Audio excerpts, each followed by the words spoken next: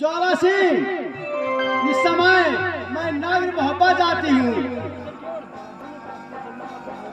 उदल बेटा की मैं खबर पहुँचाने के लिए धनिया बरैया ना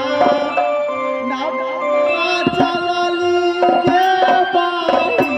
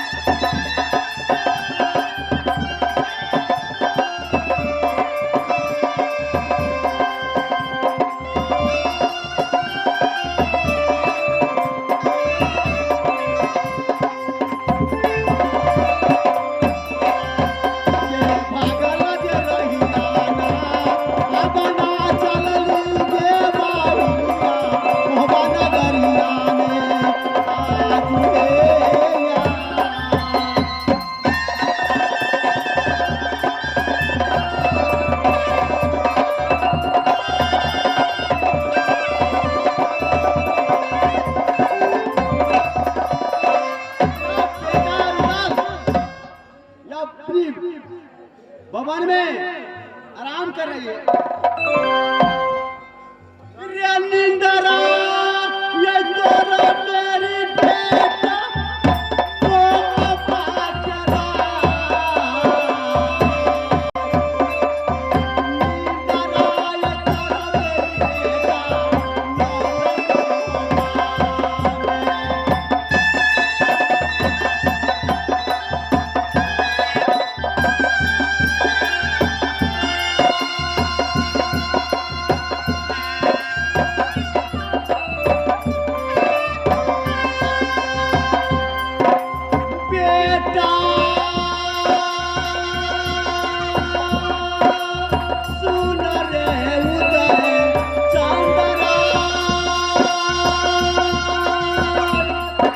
निंदरा ये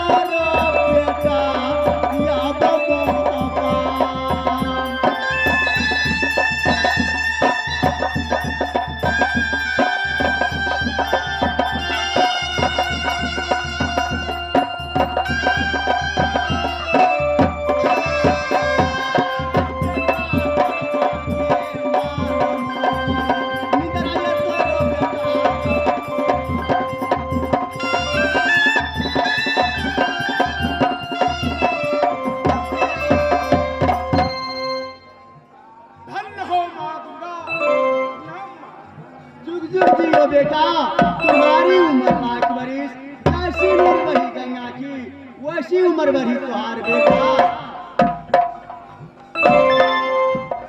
कारण क्या है माँ? तू चढ़ के जाओ बेटा नागर पथरी में, या सोने की या मेला से ले गई है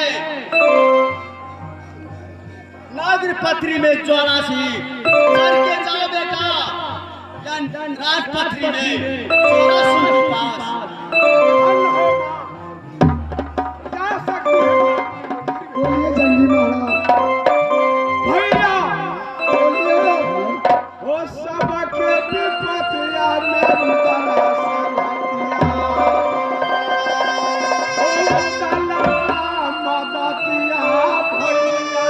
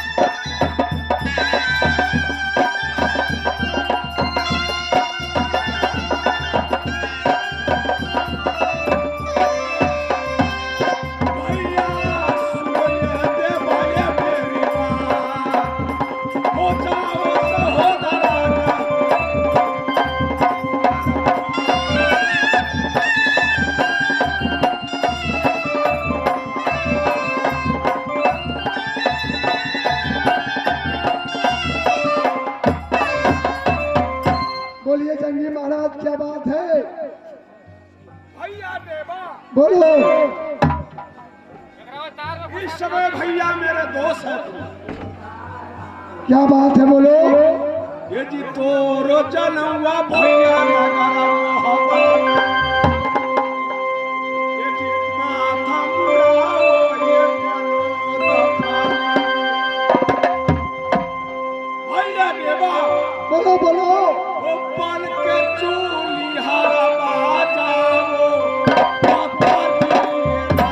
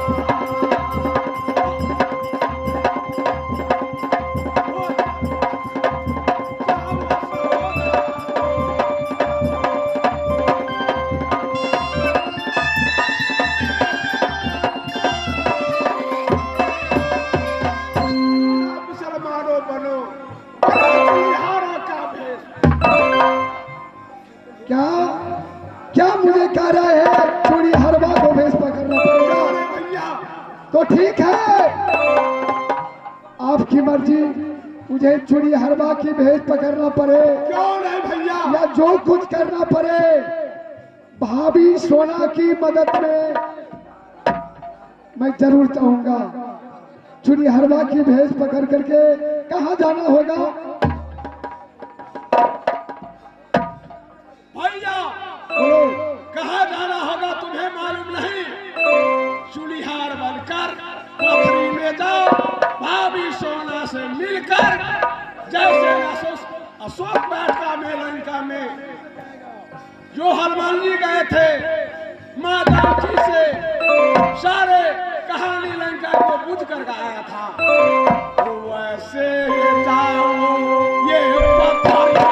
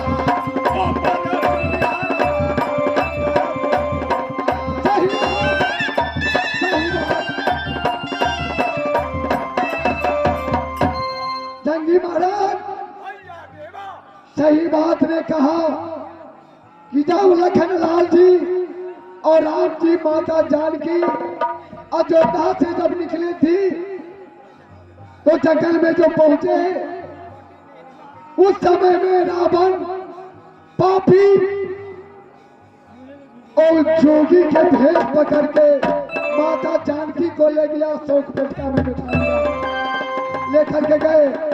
इसके बाद हनुमान जी गए लंका में, सोने के लंका आवतिया रे चला,